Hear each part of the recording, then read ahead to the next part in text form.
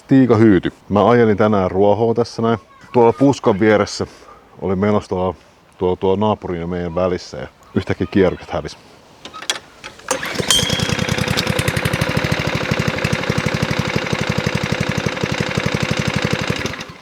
Mä löysin täältä whipstaakin täältä alta. Sitä kun vetää, niin kierrokset nousee. Mä näytän.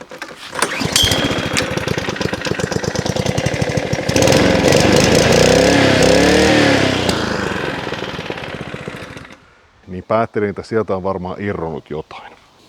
Tosta. Tossa on se vipu. Kone lyö päälle, se vääntyy tonne noin. Sitten kun mä vedän tälleen, niin sit se vetää lisää kierroksia. Oletaan siis, että tästä väliltä on hävinnyt osa. Tossahan selvästi on tämmönen kiinnike ja täällä on pari reikää tuo ylhäällä. Oletan, että näin on päässyt käymään. Niin se tarkoittaa sit sitä, että meidän pitää ruveta metsästämään tohon noin osaa. Ajattelin tehdä videon tästä näin, jos jollakin sattuu muullakin sama homma. Jos se on niin, että siinä on puska osunut jousi ja jousi on lentänyt huut helvettiin, kuulostaa melkoiselta heikolta kohdalta ruohonleikkurissa. Tuolla on tommonen orapihlaito, mitä vasten mä ajoin, niin siinä se lähti. Mutta ei hätiä mitiä. Porvoossa on semmonen Flexopower liike. Ne on aika hyviä näiden pienkoneiden kanssa. Mä käyn kurkkaamassa siellä huomenna. Niin katsotaan sit vaikka saatais sitten jousi siihen. No niin, lähdetään ostamaan tonne ruohonleikkuriin jousta, jos saatais se ajokuntoon. Kyllä sama vaihdetaan öljyt tähän T5. Lähdetään huomenna juhannusreissuun heti aamusta. Niin ehkä hyvä katsoa öljyt tässä näin matkalla. Ei siinä. Ensimmäinen paikka Flexopower Porvoo. Käydään hakemassa jousia ruohonleikkuriin. Mä en unohda, että tässä on tää sisäinen mikki tässä kamerassa. Se on itse asiassa aika hyvä. Mä voisin oikeastaan ruveta sitä pääasiassa käyttää ainakin näissä tämmöisissä jutuissa. Toi langaton mikki on hankala, kun se on 3 laitetta, mitkä täytyy pistää päälle. Niin siinä tulee aina vähän semmoinen häsläämä. Porvooseen ollaan menossa. Tohas surkea keli tälle päivälle. Aivan hirviä keli. Makea värisin nämä uudemmat autot. Se on kiva, kun tullut kaikkia hienoja värejä autoja.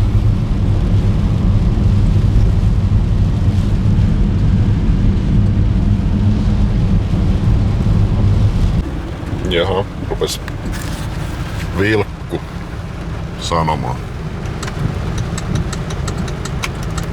Tommonen se kuuluis olla ja rupes tikittää tolle. Olisiko polttimainen? Mä en itse asiassa löydä sitä paikkaa. Missähän se on? Muuttanut. Höylänlasku 4. Mä tulin tähän Porvoon kalatalon viereen. On muuten hyvät kalat siellä. Nyt mennään just hakemaan sieltä. PTV Jyvin ihan lähellä.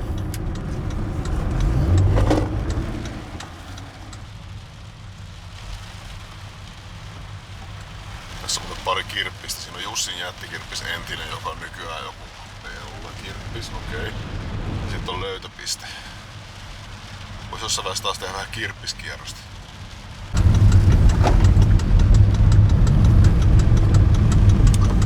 Tuolla, Flexopower. No se on ihan hyvä, niillä on vähän isommat tilat nykyään. Ihan jees. Palaan pian.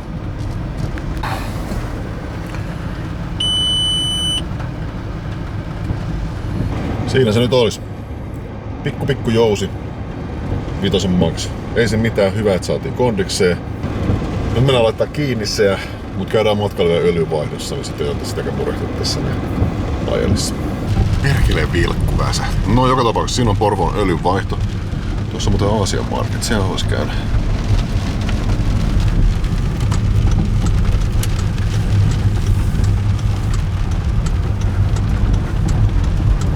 Tässä näin nyt eka. Kaveri seisoi pihalla röökillä siinä niin.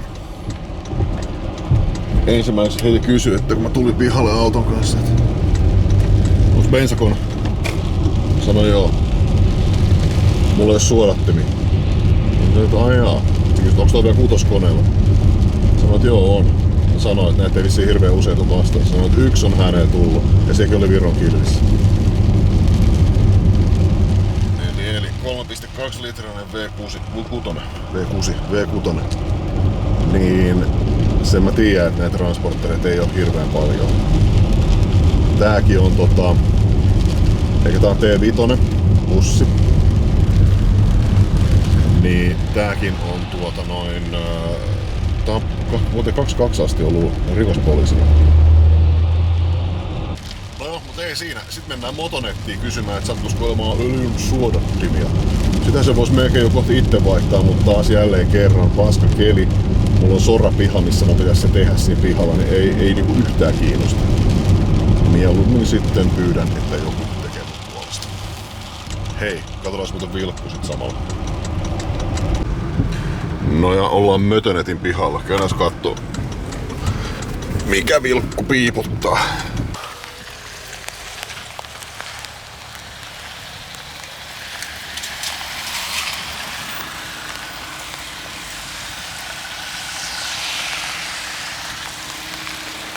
Oikee etu. Ruuvaan irti ja ottaa sen samalla. Palataan asiaan. Taas toimii vilkku. Löytyi myös öljyfiltteri.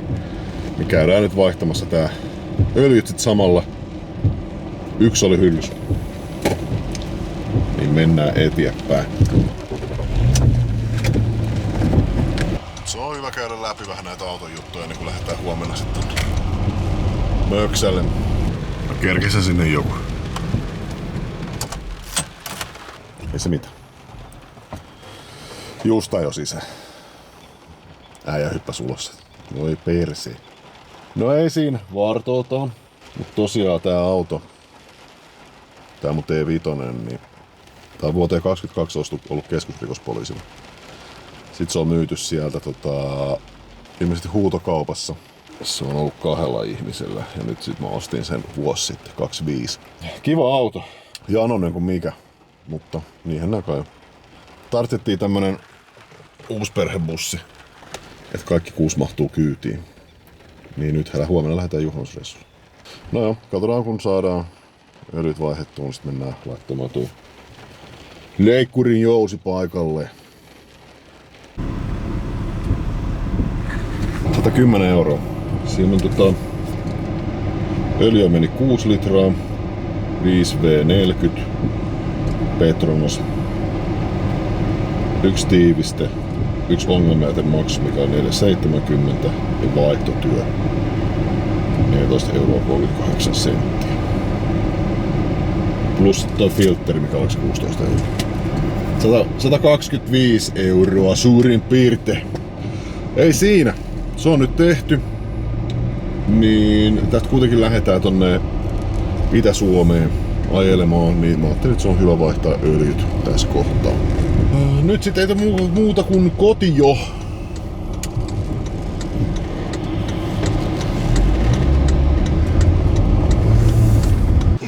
No niin, laitetaan tää jousi sitten paikoille. Pulikka alle, näkyy vähän paremmin. Elikkä tässä on tää lirpake tää takana. Ja tässä on sitten taas tää.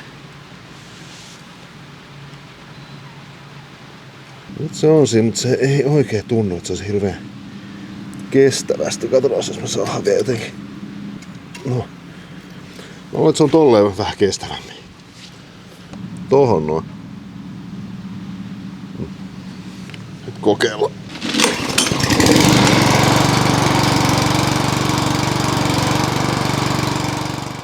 Noniin, eihän siinä. Pikkunen jousi, vähän vaati puuhaa. Mut saatiin tehtyä, mikä on ihan jees. Saakas ole siinä. Taas ruohonleikkuri toimii. Viikon päästä leikataan seuraavaksi nurtsinen. Ei nyt sinänsä mikään kiire ollut, mutta hyvä, että hoidettiin pois.